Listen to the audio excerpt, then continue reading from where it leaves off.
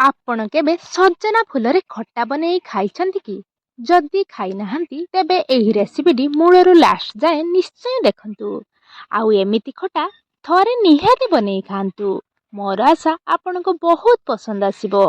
ଆପଣମାନଙ୍କୁ ତ ଜଣାଥିବ ସଜନା ଶାଗ, ସଜନା ଛୁଇଁ ଆଉ ସଜନା ଫୁଲ ଆମ ଦେହ ପାଇଁ କେତେ ଯେ ଉପକାରୀ।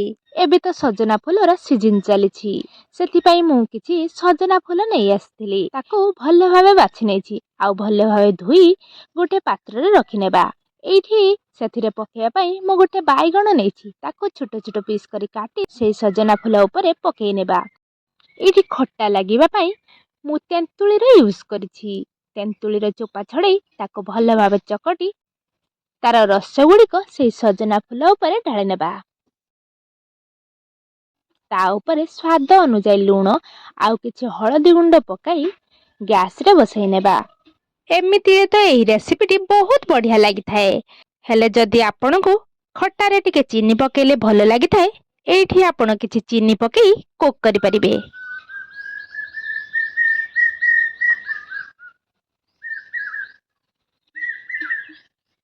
ଏହି ରେସିପିଟି ପ୍ରସ୍ତୁତ ହେବା ପାଇଁ ମାତ୍ର 5 ମିନିଟ୍ ସମୟ ଲାଗିଥାଏ।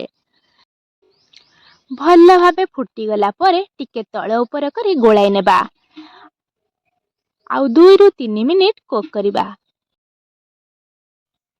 ବାଇଗଣ ଗୁଡ଼ିକ ଭଲ ଭାବେ ସିଝି ଆସିଲା ପରେ ଆଉ ଟିକେ ଗୋଳାଇ ନେବା ଆଉ ଗ୍ୟାସର ଫ୍ଲେମ୍କୁ ଅଫ୍ କରିନେବା। ଏବେ ଦେଖନ୍ତୁ ଆମର ରେଡି ହୋଇଗଲା ବିନା ତେଲରେ ହେଲ୍ଦି ସଜନା ଫୁଲ ଖଟା। ଆପଣଙ୍କୁ ଯଦି ଏହି ରେସିପିଟି ପସନ୍ଦ ଆସିଥାଏ, ପ୍ଲିଜ୍ ମୋ ଚ୍ୟାନେଲକୁ ଲାଇକ୍, ସେୟାର ଆଣ୍ଡ ସବସ୍କ୍ରାଇବ୍ କରିଦେବେ। ପୁଣି ଦେଖାହବ ଏକ ନୂଆ ରେସିପି ସହିତ। ସେ ପର୍ଯ୍ୟନ୍ତ ରହିଲି, ନମସ୍କାର।